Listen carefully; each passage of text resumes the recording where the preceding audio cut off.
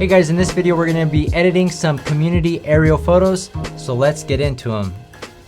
Alright, so this is going to be folder number 6. I'm not going to do DNG converter. Let me just take a look. I think there's not that many photos and they're not that big.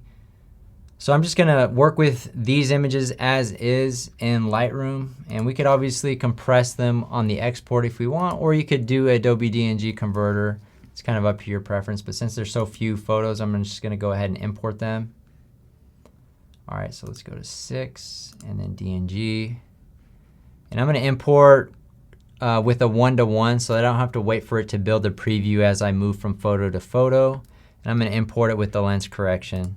Let's go ahead and import. Now, on this particular job, the customer ordered 5 community aerial photos. And so our next tier of aerial photos is at 10, so I usually don't like to go at or above that level, so I want to deliberately deliver 9 photos or less.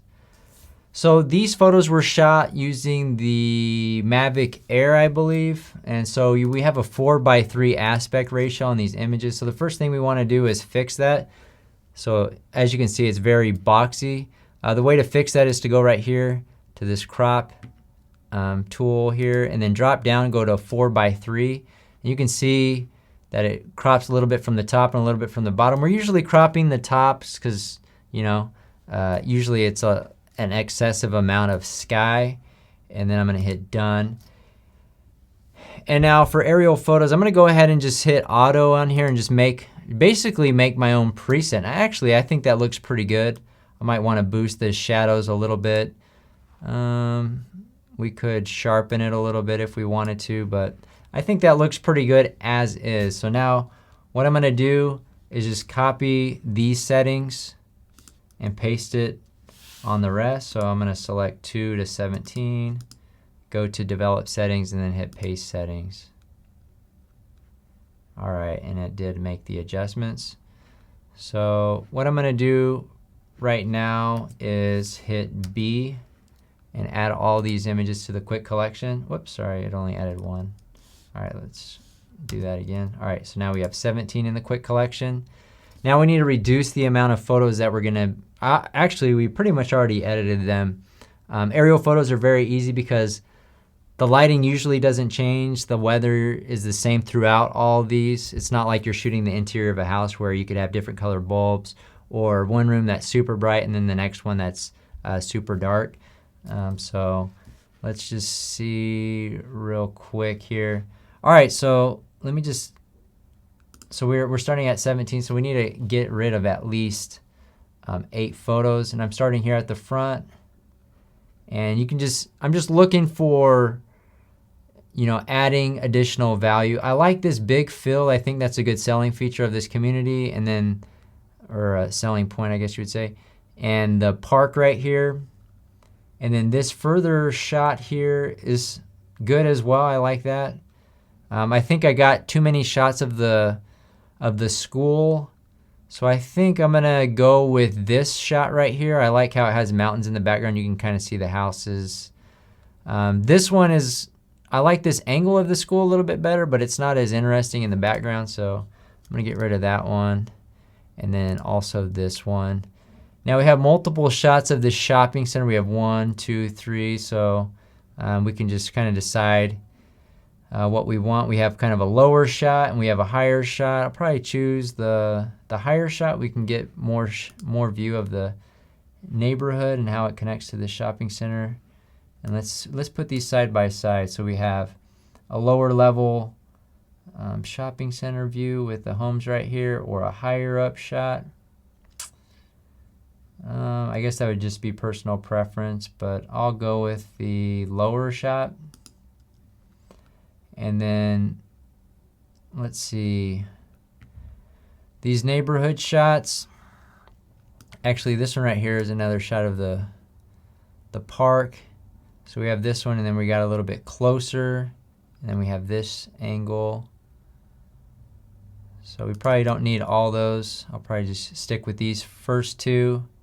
And then I think this one adds a little bit more value. You can see the school, the field, and kind of see it in relation to the housing developments. This one, it's hard to connect to what photos we already have.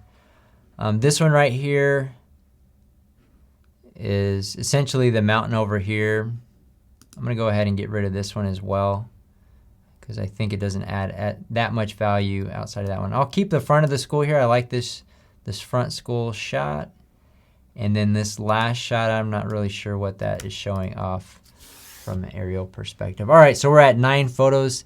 Next up is just to go to a development tab and just quickly go through them and make sure that I like them.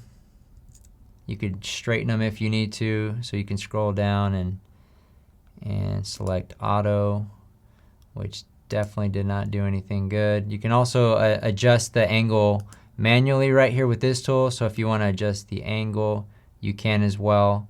I'm not going to do that here. I think it looked fine.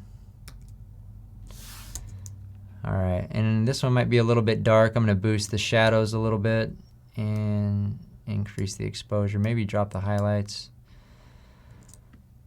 All right, looking here, that's a good shot.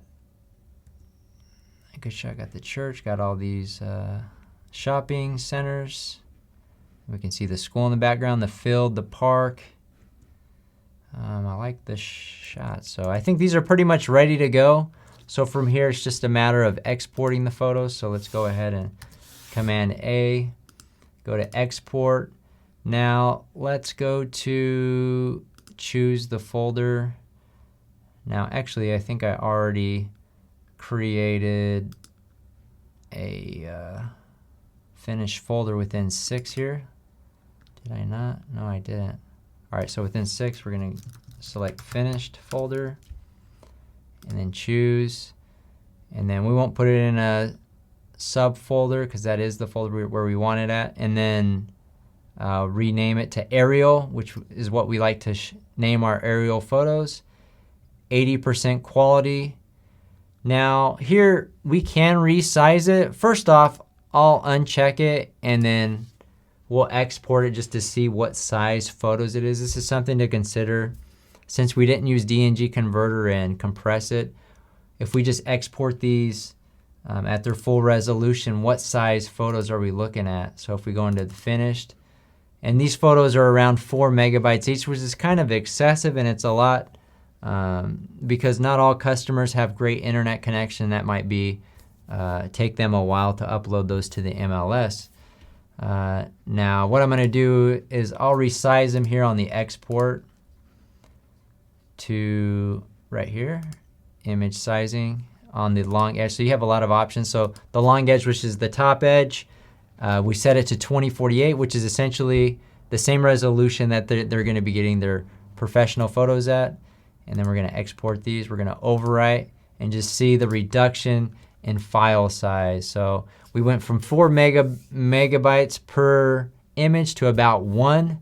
So I think this is going to be much easier for the customer to handle. You could probably even attach it in an email if you needed to.